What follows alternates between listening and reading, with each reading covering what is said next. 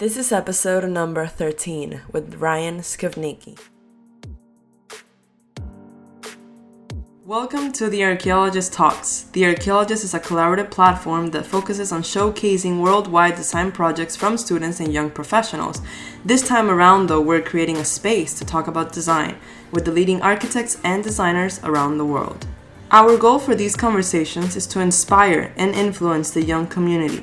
We're going to bring in tips, personal insights, and different perspectives of what design really is to each one of us. And I'm your host, Maria Flores.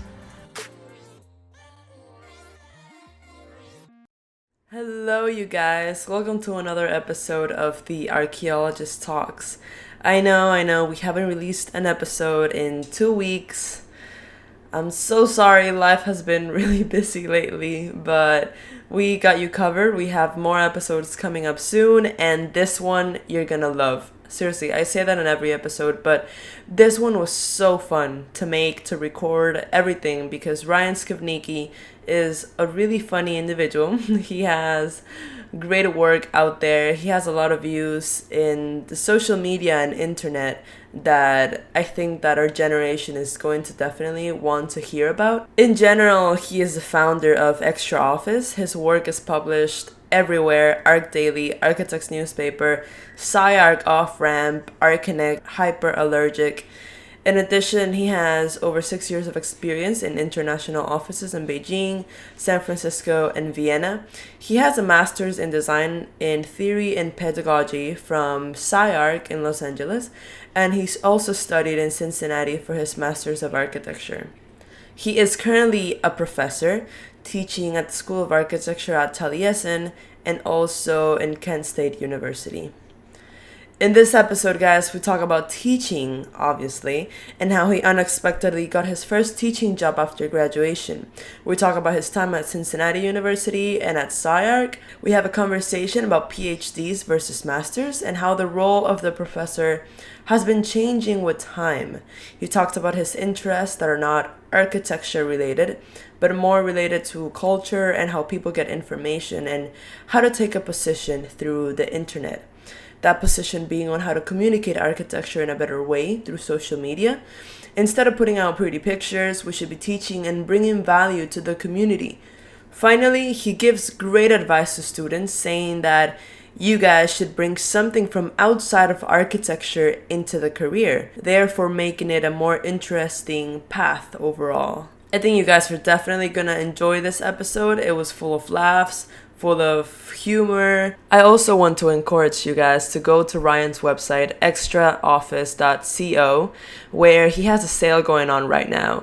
If you listen through the whole episode, you're going to get the code in order to get a discount off. So listen up and let me know how it goes.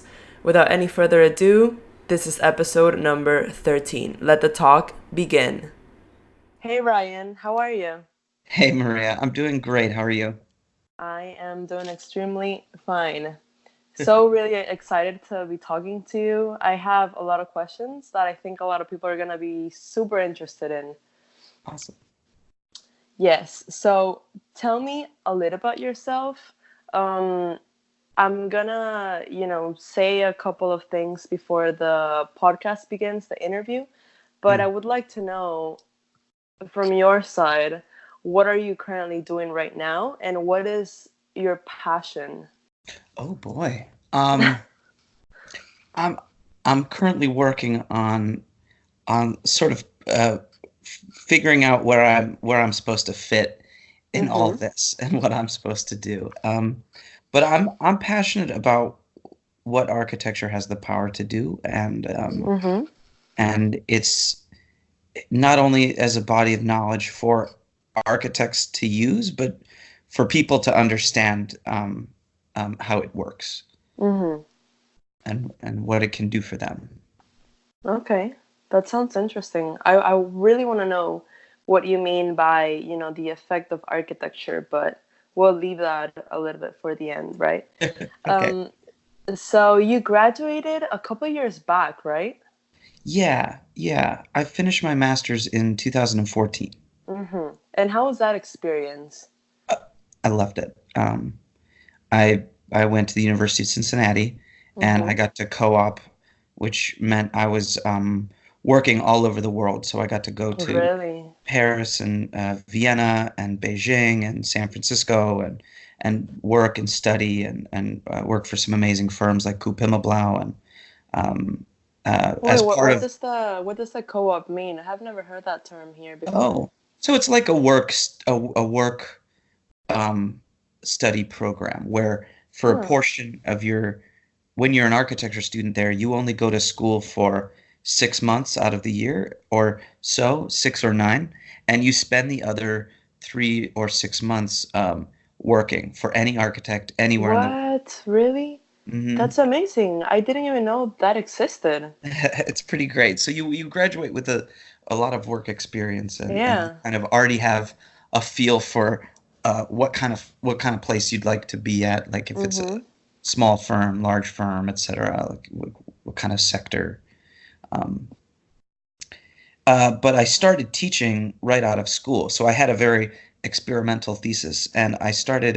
Hmm. I was actually lucky enough to have a studio at Kent State right out of Mm-hmm. school, as just sort of in this plug-in, this sort of first-time teaching opportunity spot they have in their second Mm-hmm. year undergrad program, and I realized I kind of like felt like I had no idea what I was doing, and I've While you come were to teaching. yeah, Oh I've my come to God. understand that that's a very normal feeling when you start teaching, but I didn't I felt like more so than that, I didn't really have a sort of large project that I felt really compelled that I was able to kind of teach and Yeah. understand the discourse, which is why I headed to SCI-Arc maybe a couple years ago. I had always admired that school, but uh, that never sort of made it out there. And I finally saw this program pop up about design theory and pedagogy being this sort of 1 year crash course into Mm-hmm. the discipline and just taking one more deep dive into theory and spending a year sharpening And all how that was up. that? Oh, unbelievable. Seriously? You Yeah. know, it's funny because I have never met anyone that has gotten into that program, but I've been looking at it and I'm like, wow, that sounds really, really interesting. And all of a sudden you appear saying that it's just amazing. I really want to know why you think it was just such a great program for you. Sure. What did you Um, learn from it? Everybody said they didn't know what they were doing when they started teaching, right? And so this Right. degree kind of gives you like it kind of helps you get rid of that. So you almost Man, start that's so cool. start a few years like you kind of get a year to sort of go into teacher training mode. I mean, we have like and I started to notice this too. We have the people who teach architecture are either a PhD, so it's Yep. someone who took a deep dive in history, which is great, and or Mhm. they're a practitioner who's just sort of teaching you what they do. But there's no that's sort of training us how to design architecture studio with any sort of you kind of get good at it if you teach it for a long time, but Mhm. there's not really a degree designed to teach that.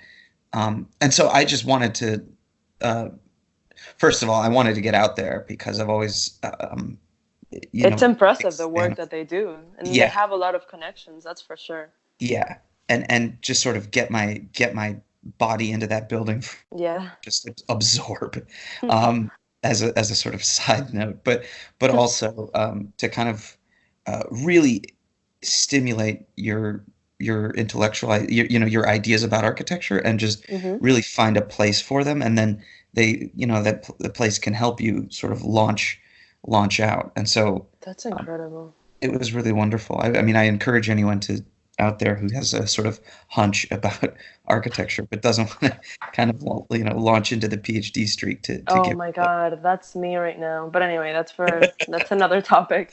Hey, Listen, I have a tomorrow. question. Um, what do you think? Okay, what is the difference between a person that has that degree in pedagogy and, from SciArc, what you learned, and then what is the difference between that person and a professor that, let's say, like how you said, they come from their career and they just basically teach what they do? Right. Well, I guess the difference would be that, like everybody I've talked to who teaches thinks it's a fantastic idea. Like Mm-hmm. they never really had the opportunity, but you kind of take a pause, because if you're teaching as a professional, I mean, your time is even more precious at a point, and you are teaching what you do, but teaching what you do is a pretty if you know how to do something really well, teaching what you do is a really good like base level. Like you Mm-hmm. should be able to at least show me how good you are at what you do, and then I Yeah. can maybe try to copy or build my knowledge based on that, right? Mm-hmm. So as a method for teaching, you want your practitioner architects who teach studio to be really good architects, right? Mm-hmm. Um, and and at least you can absorb some of that. But for me, I've sort of, I guess, I've had the time to kind of position myself, and so I know my strengths, and I've also been able to, like, I taught with Dwayne Euler. I was lucky Oh enough man, to be his sort of in like mini me for like a semester and kind of teach with him, that's and then great. Jeff Kipnis and David Rue and a few others, Elena Manfredini, and just learn from them and sort of talk to them about how they teach and sit in their classes and be um, Mm-hmm. not only trying to absorb material and but trying to uh, figure out how you could be effective as an educator as well. Right. That makes sense. Yeah. So when you graduated from the University of Cincinnati, you Mhm. went into teaching right away. How did this opportunity come about? It was sort of the right timing. I mean, I thought, it's always great to sort of try to grab one of these like little teaching gigs. It was just like I emailed somebody asking, "Hey, if you guys need a juror or something, I'm nearby." So I got a job in Cleveland, and I was, an hour away, and I didn't want to leave school behind entirely, so I just kind of Yeah. reached out to a few people. I knew some people who went to Kent who I worked with, so I reached out to them, and they're just like, "Hey, we've got, this opportunity. It's in 2 weeks. Can you Oh do my it?" gosh. And that's And you were like, I don't care if I have fear. I don't care if I'm scared. I'm just gonna freaking do it. I mean, yeah. I mean, I was just excited to be able to get um, something going, and Yeah. uh, all I wanted, I was like, hey, maybe I'll be able to come out for a couple juries, but I got a class instead, and so Yeah. I was like, And you well, got studio? yeah. Oh man, studio is great. Mhm. So much fun. So, what are three things that you love about teaching? I mean, you kind of already specified some, Yeah, but I guess um the time. I mean, if you're teaching, you if you're teaching and working as a professional, you get time, I mean, to sort of think and like work on stuff mm-hmm. that you um, might not be able to get paid to do. Um, so it's a kind of support for work and inquiry, Mm-hmm. and that's really the most important thing. But I also just That's love so like true. energy and like being in the room and Yeah. guiding people, like helping them not make the same mistakes, Mm-hmm. um, but also just being around growth and ideas and getting to know people and the I would even say the younger generation, even though we're not very far removed from Oh one my from God. my Yeah. students, but at some point, that's part of what I'm gonna really love about it too. So, Oh man, that's so true. What about something that you dislike? um, the I mean, first of all, the pay first. So, Oh yeah, but we hey, we can't whatever, talk about that. can't win them all. It's But ridiculous. yeah, that's across the board. But the yeah, I guess the hidden sort of labor that goes behind things, and just I think we have a tendency, especially young architects, to feel like And now we can start talking about social media. So when you're young and you're in teaching, it's kind of like if you take a vacation, you like you have to show that you're sort of going to buildings, right? And like, dang, like, can we just not? Can I just like go on a vacation? Like, so the hidden cost. What I mean is like it tends to start to absorb what you do, Yeah, it's and so true. you tend to let it. And I mean, if it's a passion, like I love that I can spend as much time on architecture as I want, and like always feel good about it. But at the same time, like there's this sort of unspoken social pressure to kind of always be living it. And I think we I go on vacation and sometimes I'll share a picture like, hey, I'm on vacation and I'm not looking at any buildings. I'm just enjoying Hmm. the beach or like whatever. And I think that's really important and something I want to kind of try to I agree because I think that people don't give enough credit to professors, or academia, just because the fact that, they get paid less, even though it's a hell of a job, to be honest. Like, you have to have all this material ready, you have to know what you're doing partially. Um, but at the same time, it absorbs you so much because you're in the studio 24/7, and the students actually take the energy away from you. I don't know Mhm. if it happens to you. Like, for example, for me, I get to class and my students completely absorb all my energy, and I leave Mhm. and I'm like mentally drained. Like, I don't even, I Yeah, can't think. I totally understand that. And I think um the one I remember realizing this when someone asked me to be on reviews.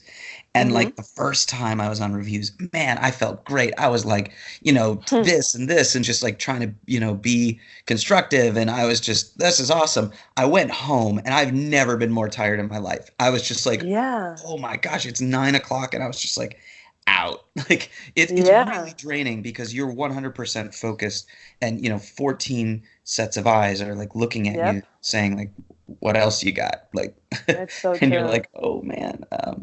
So, and also like I think the money thing, like I'm where I'm at now, eh, there is the opportunity for growth within academia. So I think the money issue is negligible when it compared to the same type of level at an office in Yeah, it some is. It respects. is. It's messed up. Yeah.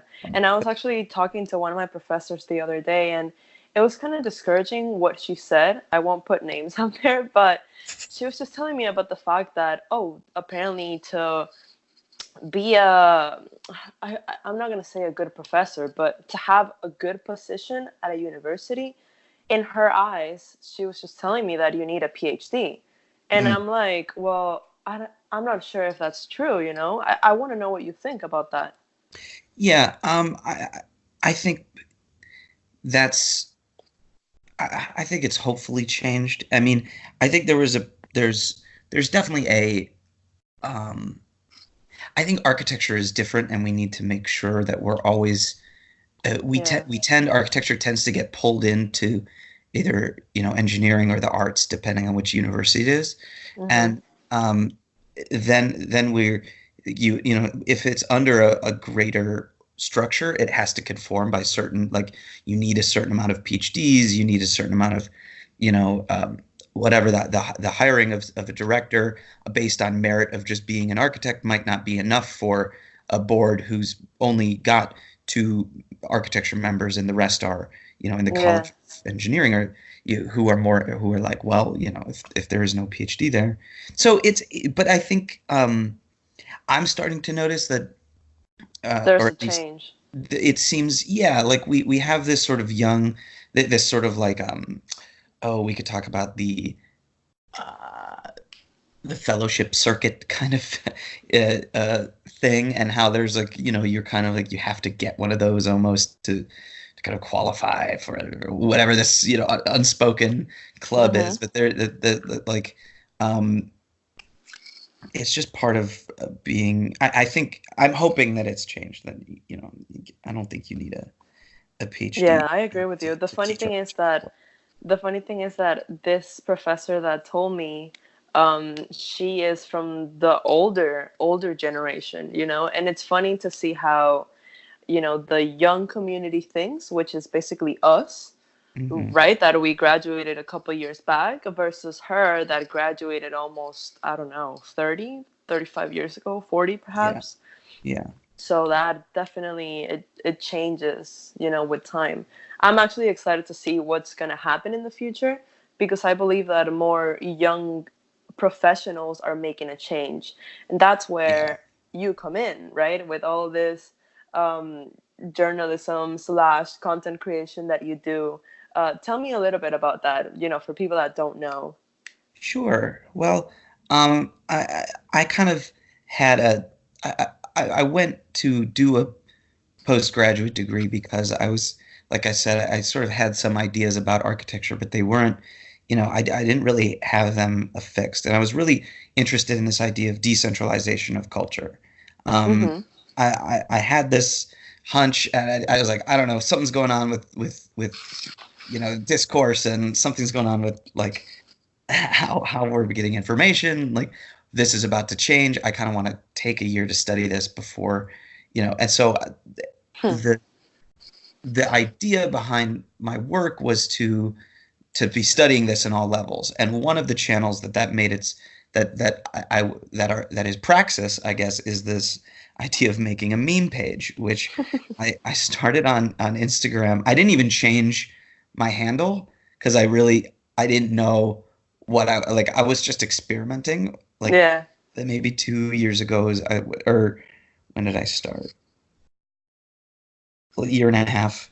Um, and I just like I started and it kind of took off in a lot of ways. Um, and so the memes I started making, and please don't scroll too far back because I think like if I go way back, I'm like, oh man, like you get better. At least I know that I did. But I was just trying. At first, I was literally just trying to make memes with architecture content that Mm-hmm. that had some kind of contemporary idea at stake, and all I was doing was literally just trying to generate a position. So Mm-hmm. at the beginning, I wasn't even really concerned at the start about what my position was and how to Mm-hmm. broadcast it, but just positions in general and having them communicated. And what I learned really quickly is that yeah, it works, and I needed to sort of develop my own positions. And so what I do is I work through those positions by broadcasting them, and um, I read all my comments, and sometimes I can't respond to everything, but like I'm interested in what other people think, and those comments and ideas about unpaid internships and labor and the representation all goes into my writing, which I put out on Mm-hmm. Archinect, and Mm-hmm. they kind of allow me to get a sense for how our generation, I guess, is approaching these issues, and reflect them back onto the community in different ways. Um, So what is that position that you're taking on architecture that you're talking about? well, I don't know if I have like I don't have a sort of manifesto, right? Right. But that come back come back to me with that, but that what we do, I'm very critical of how architects are on social media, especially Mm-hmm. firms. Like I don't think Mm-hmm. we are communicating architecture in a sort of way. We're just kind of putting up pictures. And so like Mm-hmm. I guess I would describe what I can tell you is like definite small positions that I've been able to form. So there's this criticality of the way that we use social media to communicate architectural intent. I think is like you have to do more. You have to include other types of information than just sort of renders or pretty snapshots. You kind of want to be able Yeah, to showcase what architecture might be doing that's more in a more holistic sense, or a that's broader, so true. give people a sort of broader understanding. Like Mm-hmm. like like social media is a public forum. Like it's where architecture and the public, or at least the well, other people who use social media can communicate about ideas. And I don't want to misrepresent the public as every kid who's got an iPhone, but it's definitely its own group, and that's also important. But in any case, so I'm really. It started as a way of being critical about just sort of putting up renderings and tagging, let's say large architecture accounts and just sort of hoping your images get reposted, and then like, okay, what's next? You know, how do we sort of broaden the discourse on there to include unpaid internships or competitions or sustainability and how Yeah, do that we makes speak to those sense. issues? So all the memes that you're making are basically just representations of a larger manifesto where you wish that Instagram or all social media was more about education, criticism of architecture, or just any type of like a forum. Basically, that's what you say, right? Yeah, it makes Sure, sense. or like, yeah, I mean, as well, yes, I just want it to be productive. Like, if Right. it's going to be a conversation about architecture, let's figure out Mhm. how it works, and like Mhm.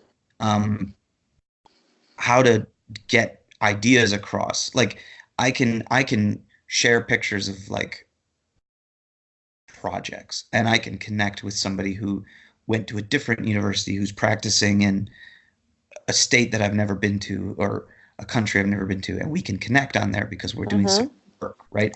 But then how do we then, maybe establish a conversation? How do we build off of each other's work? How do we tell the our how do we project our work out there into the world in a way that describes the stuff that we're actually trying to do?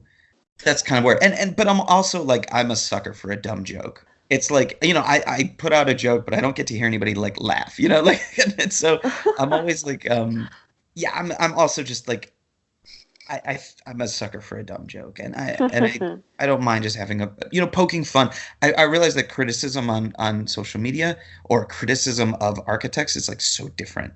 So we don't really have like critics, Yeah. that were kind of like, oh, did you see this, big takedown? Like, oh, I don't like that architect anymore because that big critic just put up, it doesn't really work like that. Mhm. So I tried to be critical of architects on there, but I don't think that goes over that well. Um, and I think it has its limits, but I think being critical of architecture as a culture is vastly more effective and more fun to engage with. Like, oh, ha, we're always wearing Yeah. black. Now, I don't want to do the same, airplane. Like, I think that there's like airplane black box jokes, like airplane food joke. In other words, just like the lamest jokes possible that you can make about architecture. Like, yeah, we're wearing black. Yes, we're Yeah. we're we're always doing this and that. Like, okay, but what Mhm. else? How else can we be critical of architecture culture that Yeah. makes us smile in a way? Mhm.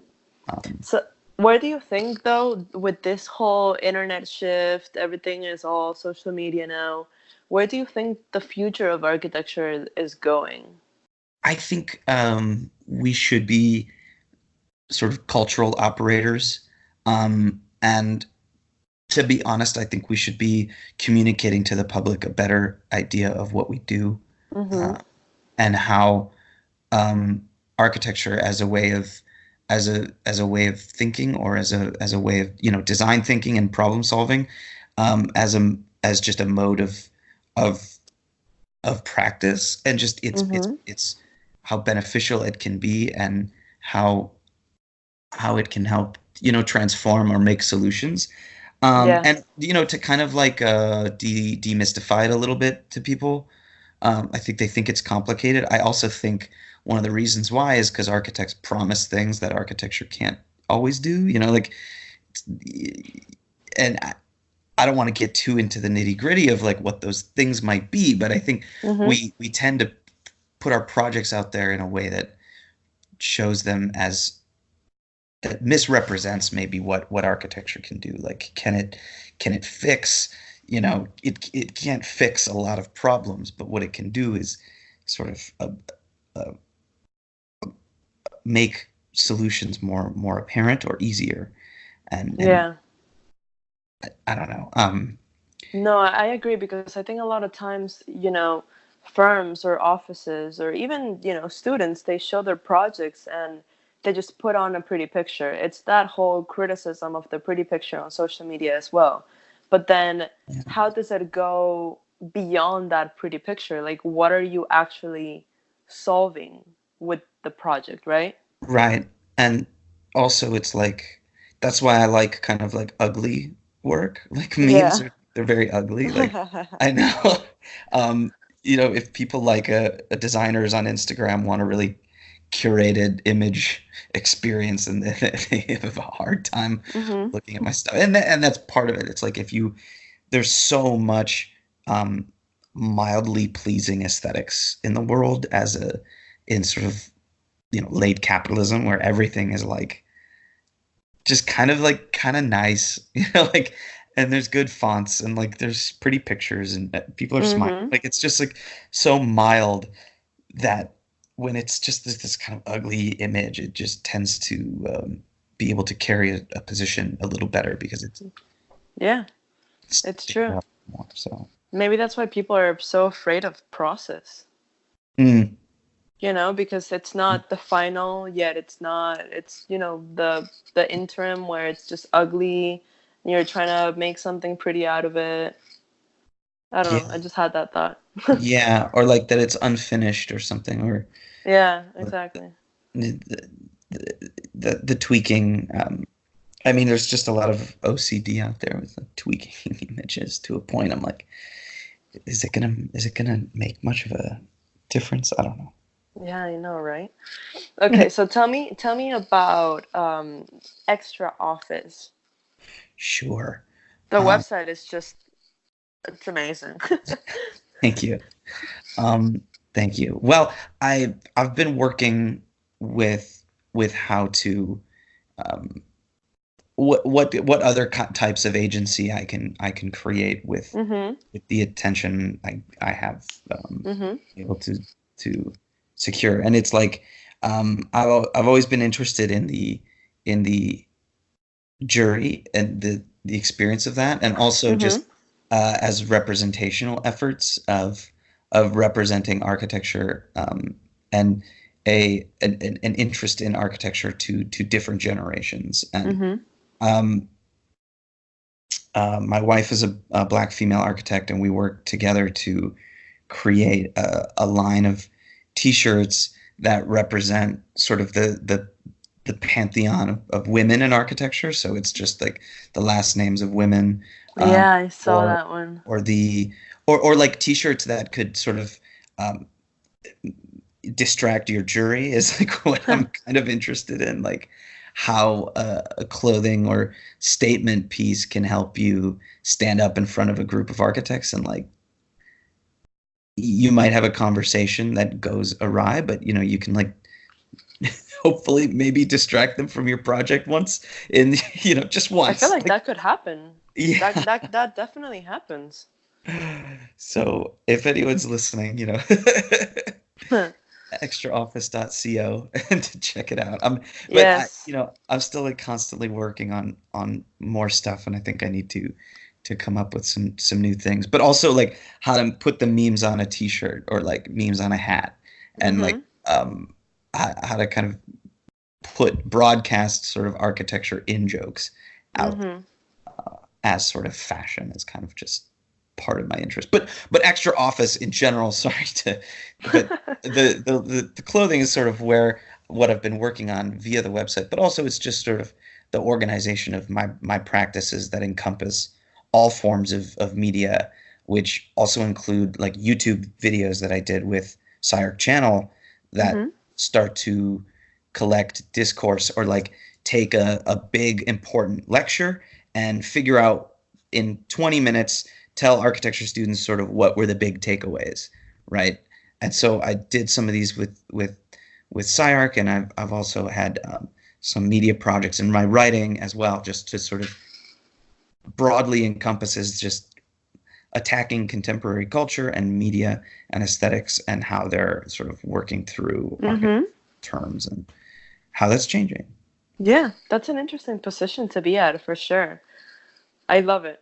Thank you. Okay, so the last question, what is one piece of advice that you want to give to an architecture student right now? Um, you know, if you're in undergrad, um, if you really love architecture, go do something else for your undergrad. Um, go do something that you can take with you back into architecture. If you have another love, you can do your MArch and bring it into architecture. So you can do your undergrad in philosophy or painting or mathematics or English, right? Mm-hmm. And just really go, take that back into architecture with sort of vigor. I mean, that was that's I mean, that's a piece of advice that maybe only very certain people have the ability to work on. But I Mm-hmm. guess the for everyone else, kind of you know, be dedicated, don't stress too hard. Um, but like try to work on greater, try to find a greater purpose and bring it into your work. And if it doesn't work, keep trying. Just like it's not going to be evident always, your hunch. Mm-hmm. If you have a hunch, it's gonna take time to work on it. But Yeah. but let it develop and don't be, don't let yourself down. Like, be down if it doesn't work the first few times, or you get a B in studio, like you get a C in studio. I've gotten C's in studio, right? Like this stuff happens, and it doesn't mean that you're gonna be bad. Like there's so much that architecture can handle, and failures are an incredible can be an incredible launching point to sort of what's Yeah. next. I love the idea of, bringing back to architecture all the interests that you have, because Mhm. I think that it's a beautiful point in the sense that there's a lot of times where, we think that, well, I'm going into architecture, I'm going to forget all about, I don't know, I like fashion, whatever, I'm going to leave it behind. I like drawing, whatever, I mean, even though in architecture Yeah. you draw, but we always tend to leave everything behind because we're so focused on architecture. But Mm. actually, this whole young community right now, it's all about entrepreneurship. Mm. So even mixing architecture with journalism, architecture with image curation, architecture with anything, it's Mhm. what's happening right now. That's where I feel like that's where the future of architecture is definitely going to. Yeah, sort of cultural operators and Yeah. and merch. Yeah, exactly. you know, Merging all careers. but in media, like what you guys are doing at the Archaeologist is Mm-hmm. absolutely so awesome and wonderful to build a community. And I'm Thank really you. thankful for your invite and um, your questions and everything. It's been great, and I love what you're doing and encourage everyone to keep at it. Thank you so much. And I love what you are doing. It's so fun. Thank you. I like the position that you have on architecture. I think it's interesting. More people need to hear about it for sure. Thank you so much. I hope. Yeah. Also, if you try the promo code EatShit69, you actually get 10% off your order. So if you'd be so kind, it's EATSHIT, all caps, 69 to get 10% off. Yeah, that's right. Eat shit 69. Get your stuff today. That was it, guys. Thank you so much for listening to this episode.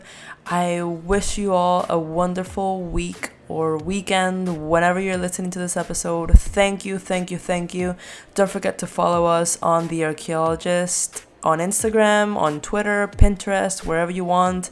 And then also going on our website, www.thearchaeologist.com. This was episode number 13 with Ryan Scavnicky. Goodbye.